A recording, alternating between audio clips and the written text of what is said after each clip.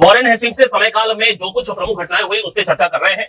1772 में बंगाल में द्वैध शासन प्रणाली की समाप्ति करने वाला वॉरेन हेस्टिंग्स रहा, जबकि 1773 में वॉरेन हेस्टिंग्स के समय काल में रेगुलेटिंग एक्ट पारित हुआ।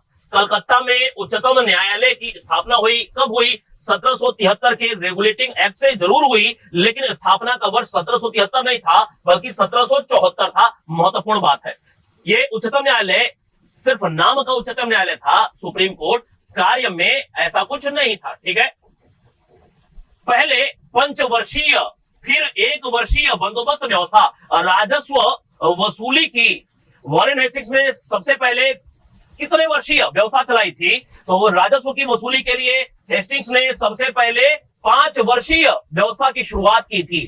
फिर 2 ही 3 वर्ष के बाद उसने उस पंचवर्षीय व्यवस्था को 1 वर्षीय व्यवस्था में तब्दील कर दिया। कलकत्ता में टकसाल की स्थापना की, कलकत्ता में टकसाल की स्थापना की। बनारस की संधि 1773 में वॉरेन हेस्टिंग्स साहब के द्वारा ही किया गया था। इसी कड़ी में 1775 में प्रथम आंग्ल मराठा युद्ध 1775 से जो 82 चला, कौन था गवर्नर जनरल? तो भाई 1772 से लेकर के 1785 तक समय काल है भारत में गवर्नर या गवर्नर जनरल के रूप में वॉरेन हेस्टिंग्स का। तो 1775 से 82 प्रथम आंग्ल मराठा युद्ध के समय वॉरेन हेस्टिंग्स पुरंदर की संधि और नंद कुमार को मृत्यु दंड देना 1775 में, ये दोनों घटनाएं हुई थी।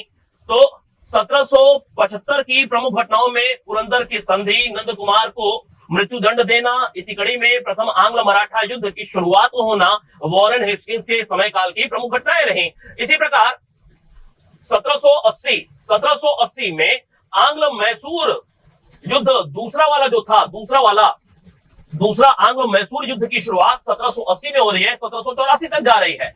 1780 में इसकी शुरुआत हो रही है दूसरे आंग्ल मैसूर युद्ध की। 1782 में साल बाई की संधि होती है, साल बाई की संधि होती है 1782 में, और ये जो प्रथम आंग्ल मराठा युद्ध था ना, यह समाप्त हो गया साल बाई की संधि के साथ।